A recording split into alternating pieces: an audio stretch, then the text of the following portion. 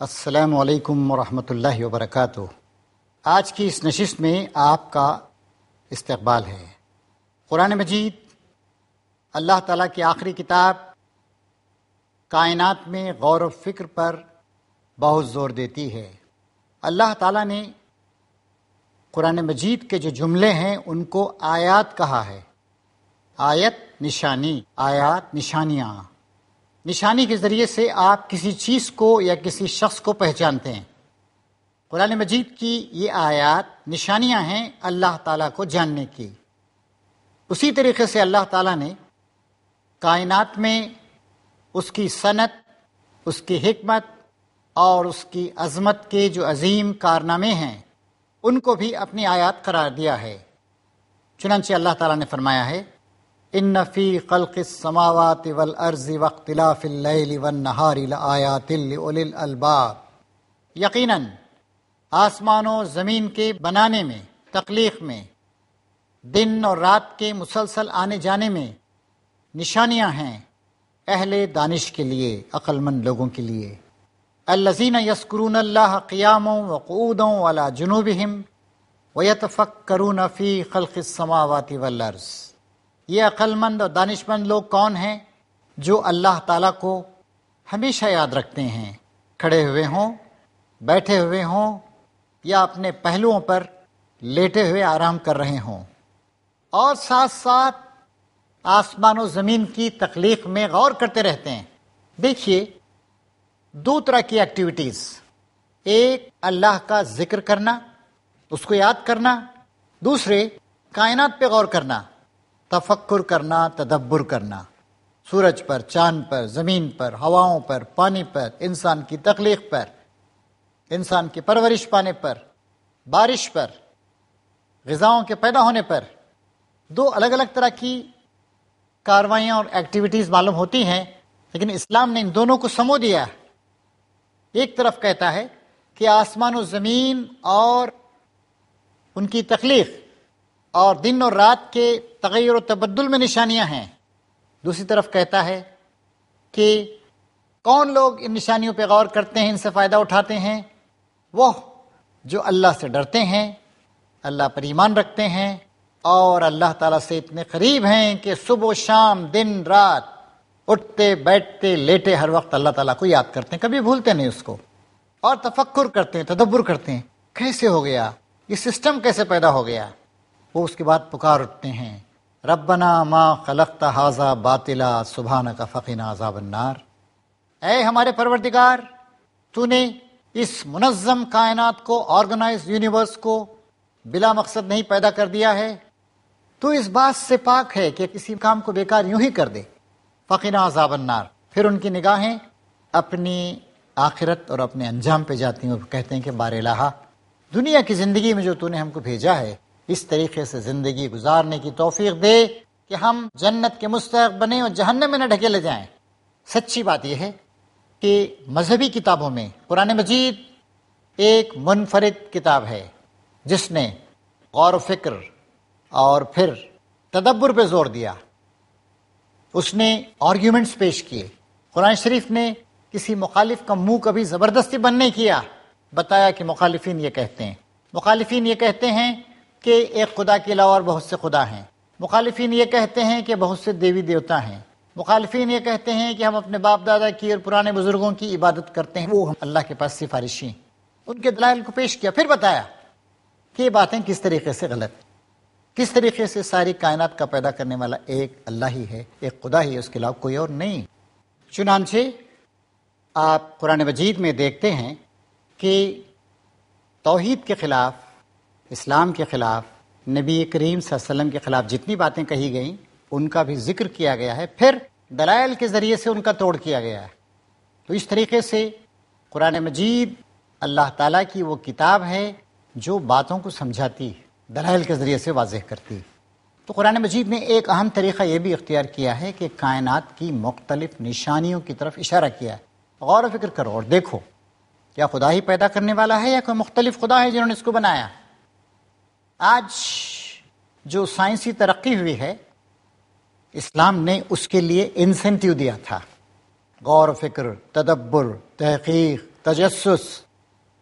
چنانچہ 15ویں صدی تک سائنس کے میدان میں، تحقیقات کے میدان میں، چاہے باٹنی کا میدان ہو، زوالوجی کا میدان ہو، کیمسٹری کا میدان ہو، خود کیمیا، کیمسٹری عربی کا لفظ، ارضیات کا میدان ہو، جیولوجی کا، یا فلکیات کا میدان ہو، آسٹرونومی، ان سب میں مسلمانوں نے عظیم کارنامے انجام دیے.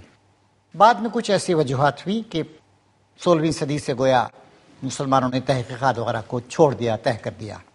آج ہم دیکھتے ہیں کہ دنیا میں بہت سارے علوم نے بہت ترقی کی ہے. مغرب نے بہت بڑا کام کیا ہے، اس کا بہت بڑا کنٹریبیوشن. اور اب کائنات کے حقائق کو سمجھنا، ان پہ غور و فکر کرنا ہمارے لیے بہت زیادہ آسان ہو گیا ہے.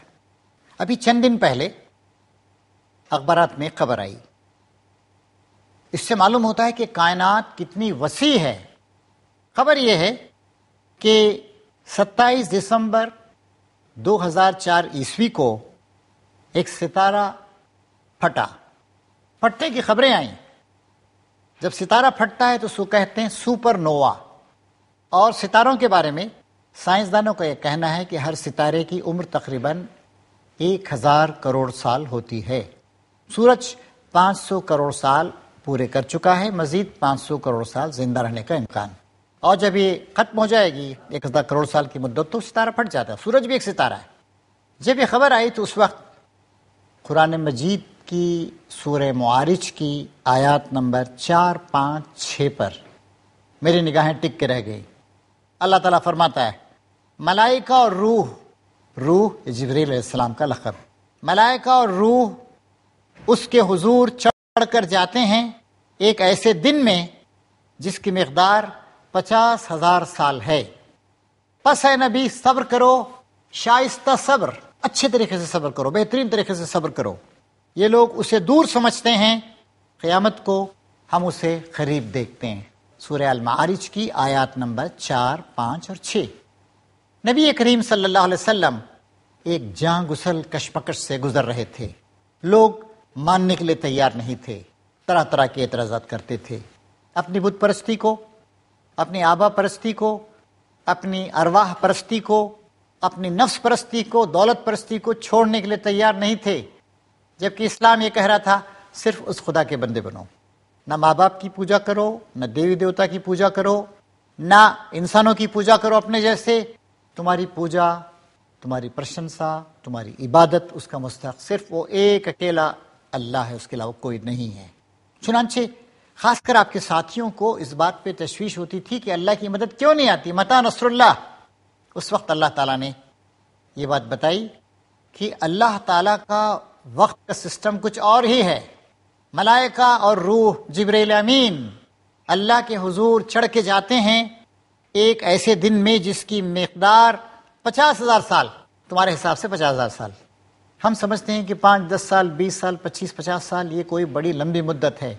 قوموں کے عروج و زوال کے فیصلے صدیوں میں ہوتے ہیں، سالوں میں نہیں ہوتے ہیں، ڈیکیڈز میں نہیں ہوتے ہیں، سینچوریز میں ہوتے ہیں.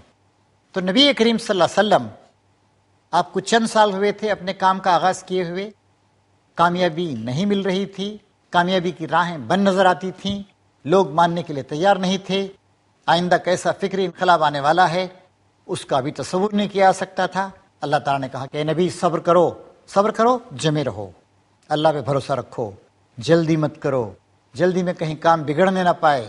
قیامت کو یہ لوگ دور دیکھتے ہیں، ہم قریب دیکھتے ہیں. 50,000 سال کی مدت بھی اللہ تعالیٰ کے لیے کوئی چیز نہیں. اب دیکھیے یہ جو 27 دسمبر 2004 کو ایک ستارے کے پھٹنے کی خبر سپر نووا کی آئی، اس کے بارے میں ہمارے سائنسدانوں نے بتایا کہ یہ واقعہ 50,000 سال پہلے ہوا تھا. مطلب یہ ہے کہ وہاں سے خبر ہم تک پہنچنے میں 50,000 سال لگے. آپ جانتے ہیں ہماری اس کائنات میں سائنسدانوں اور ہماری معلومات کے مطابق سب سے تیز چلنے والی چیز روشنی ہے. ایک سیکنڈ میں روشنی 1,86,282 میل یا تقریباً 3 لاکھ کلومیٹر جاتی. 3 لاکھ کلومیٹر کا مطلب کیا ہو جناب؟ کشمیر سے لے کر کنیا کماری تک ہندوستان 3,200 کلومیٹر لمبائی. یعنی روشنی اس تیزی کے ساتھ سفر کرتی ہے، اس کی سپیڈ ایسی ہے کہ ایک سیکنڈ میں روشنی کشمیر سے کنیا کماری 45 بار جا کر 45 بار واپس آئے گی. ہماری یہ زمین 25,000 میل، روشنی اتنی تیز ہوتی ہے، ایسی سپیڈ اس کی ہوتی ہے کہ 1 سیکنڈ میں روشنی ہمارے زمین کے تقریباً 7 چکر لگا لیتی ہے، اتنی تیز ہوتی ہے روشنی. تو اس خبر کے ذریعے ہم کو معلوم ہوا کہ 50,000 سال پہلے ایک ستارہ پھٹا تھا، اس تیزی کے ساتھ جو اس کی روشنی نکلی تھی وہ ہم تک پہنچی. دنیا میں جو مختلف آبزرویٹریز ہیں، جیسے گرین وچ کی آبزرویٹری ہے، USA میں ہیں، ہندوستان میں بھی ہیں کئی آبزرویٹریز، ان سب نے اس کو ٹریک کیا اور ٹریک کرنے کے بعد بتایا کہ 50,000 سال پہلے کے واقعے کی خبر آج ہم کو ملی ہے. پھر انہوں نے بتایا کہ اس ستارہ بہت دوری پر تھا، 50,000 لائٹ ایئرس، 50,000 نوری سال کے فاصلے پر، کیونکہ یہ فاصلے جو ہیں وہ کتنی روشنی کتنی دیر میں جاتی ہے اس کے لحاظ سے ناپے جاتے ہیں. اگر وہ ستارہ کہیں قریب ہوتا تو زمین کو اس سے شدید نقصان پہنچنے کا اندیشہ تھا.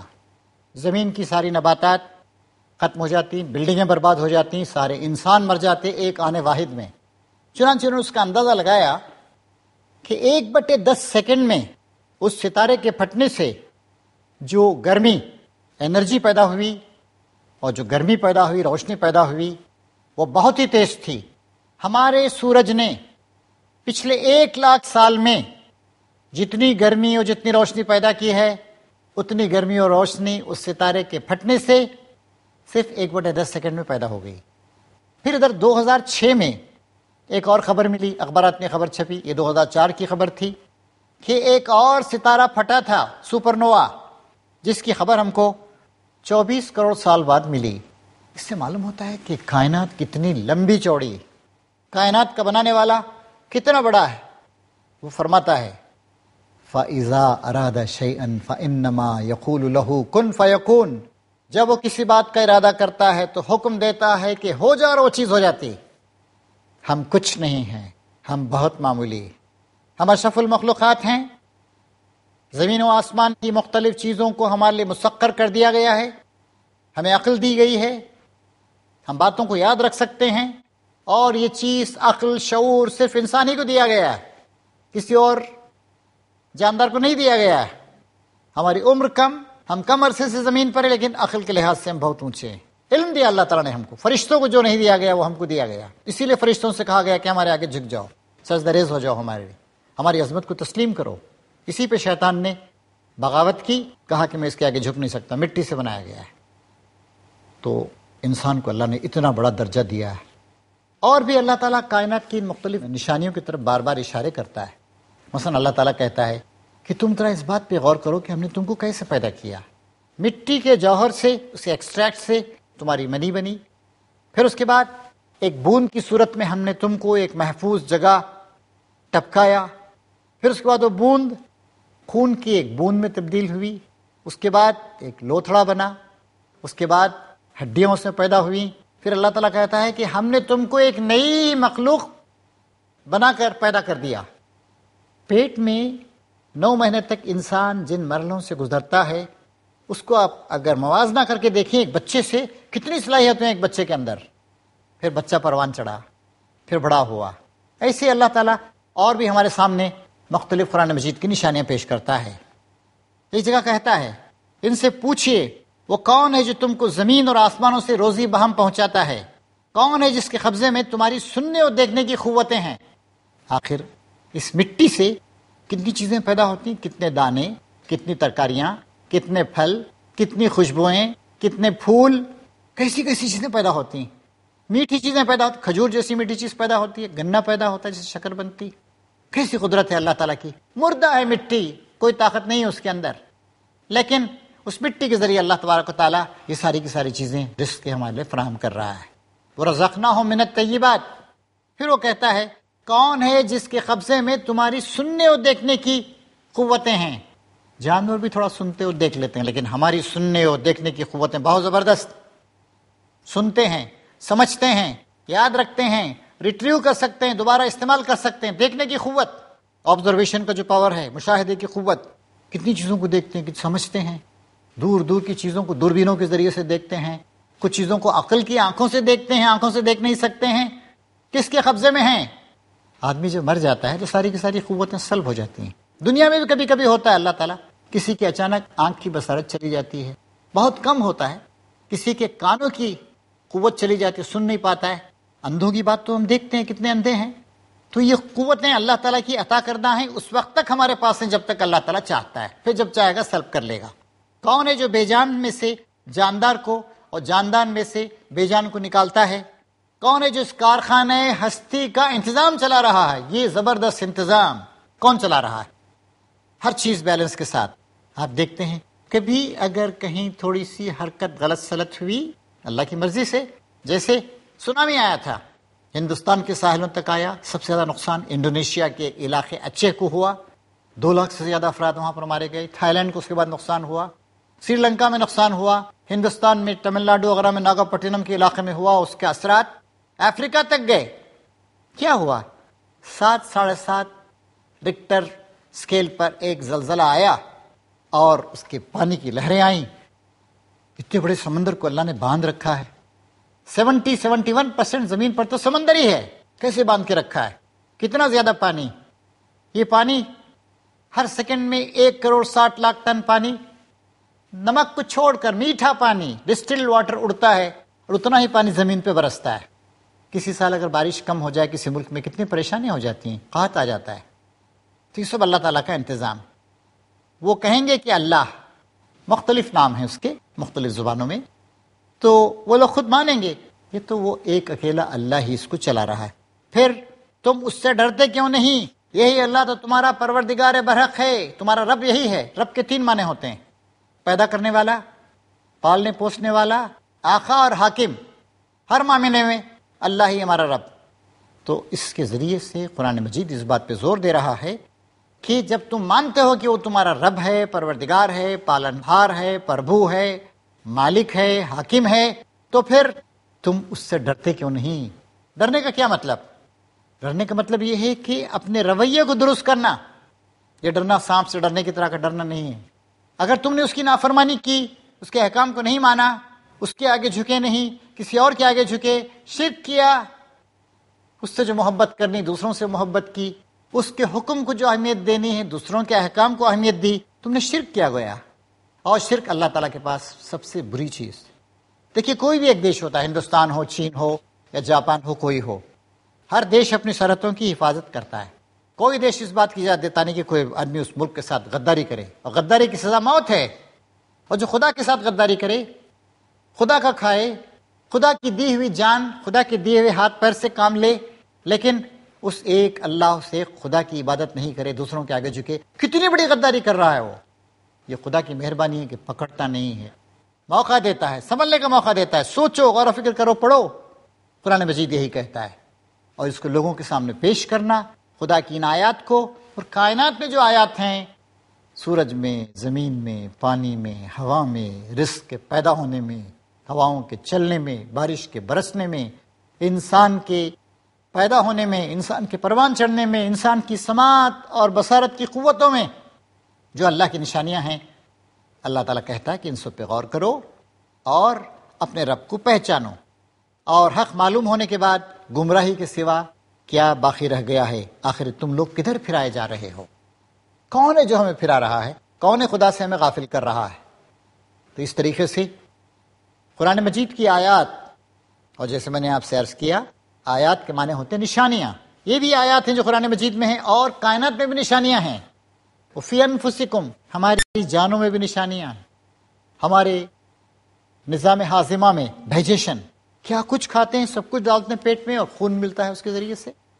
سرکولیٹری سسٹم, دوران خون کا سسٹم, کیسے خون جو ہے ہر جگہ جا رہا ہے, جو نیوٹرینٹس ہیں سب کو دے رہا ہے. یاد رکھنے کا سسٹم, دماغ جس طریقے سے کام کر رہا ہے پورے بدن کو کنٹرول کر رہا ہے. دل کا سسٹم کہ ماں کے پیٹ میں تھے اس وقت سے لے کر زندگی کی آخری سانس تک دل دھڑکتا رہتا ہے, ہاتھ پاؤں کام کرتے رہتے ہیں, گردے کام کرتے رہتے ہیں. 24 گھنٹے میں 48 بار ہمارے خون کو چھان دیتے ہیں. ایک ایک گردے میں 10-10 لاکھ نیفرونس ہیں جو ہر وقت خون کو چھانتے رہتے ہیں. آپ نے دیکھا ہوگا گردے جب کام کرنا بند کر دیتے ہیں, ڈائلیسس کرنا پڑتا ہے. ایک وقت کے ڈائلیسس پر 2,000 روپے خرچ ہوتے ہیں. 8 بار کریں مہینے میں, 8 دونی 16,000. سال بھر کریں 2 لاکھ روپے. گردے 2 لاکھ روپے کا کام ہر ایک آدمی کے لیے کر رہے ہیں. معمولی غریب انسان کے لیے، بھکاری کے لیے، تعلیم یافتہ انسان کے لیے، سب کے لیے کر رہے ہیں. کتنی اللہ تعالیٰ کی مہربانیاں. اس کے باوجود آدمی اس خدا کے آگے نہ جھکے، اس کے ساتھ غداری کرے، اس کو نہ پکارے، دوسرے کو پکارے. تو آج آپ اخبارات پڑھتے ہیں، اس طرح کے واقعات آتے ہیں. اخبار میں ہم نے واقعہ پڑھا کہ ایک ستارہ پھٹا، سپر نوا ہوا، 50,000 سال کے بعد اس کی خبر ہوئی. 2004 عیسوی میں فروری میں ہمیں خبر ملی.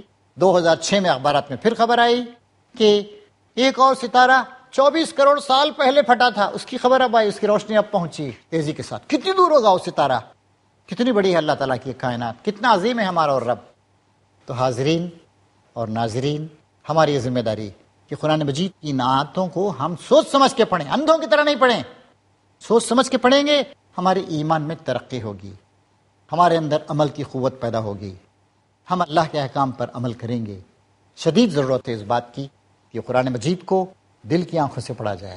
اقبال نے کہا تھا، تیرے ضمیر پہ جب تک نہ ہو نزول کتاب، گرہ کشا ہے نہ رازی نہ صاحب کشاف. امام رازی نے تفسیر کبیر لکھی، اور کشاف ایک اور بزرگ نے لکھی تفسیر کشاف. اگر تم یہ نہ محسوس کرو کہ قرآن میرے لیے ہے اور اسے اپنے دل میں جگہ نہ دو، سمجھو نہیں، یوں ہی پڑھتے رہو، تو قرآن تمہارے لیے مفید نہیں. ضرورت ہے کہ ہم بھی پڑھیں قرآن کو اور دوسروں کے سامنے پیش کریں. اللہ تبارک و تعالیٰ سے دعا ہے کہ وہ ہماری دلوں کی کھیتیوں کو سرسبز و شاداب کرے، ہمیں عقل و فکر و شعور سے کام لینے کی توفیق دے، ہمیں دل کی آنکھوں سے اور بصیرت کے ساتھ قرآن مجید کا مطالعہ کرنے کی توفیق دے، اور کائنات کی مختلف نشانیاں جو ہمارے چاروں طرف بکھری ہوئی ہیں، جو مختلف علوم کے ذریعے ہم کو مل رہی ہیں، جن کا اخبارات میں بھی ذکر ہوتا ہے، ان سے بھی فائدہ اٹھائیں، اور ان سب کے ذریعے سے ہمارا ایمان مضبوط ہو اور ہمارے عمل میں پاکیزگی اور خوبی آئے، اور ہم اس دنیا کو ایک اچھی دنیا، ایک پاکیزہ دنیا اور ایک جنت بنا سکیں. اللہ تعالی ہماری ان کوششوں کو قبول فرمائے. وآخر دعوانا ان الحمد للہ رب